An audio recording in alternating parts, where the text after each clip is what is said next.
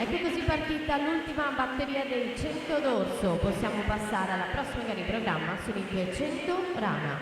5 le batterie previste per la categoria ragazze femmine. In corsia 3 Michela Curtol, alla 4 Noemi Anese, alla 5 Graziana Affatato.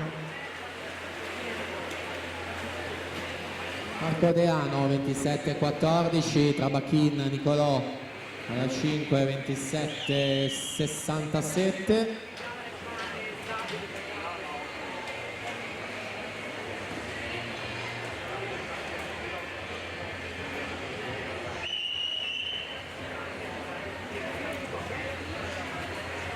Allunga Marco Deano in questo secondo tratto di 50 metri, quindi vince lui la terza batteria, 55-92, anche il miglior tempo. Trabachin 57-21, Davide Bizzotto 57-86.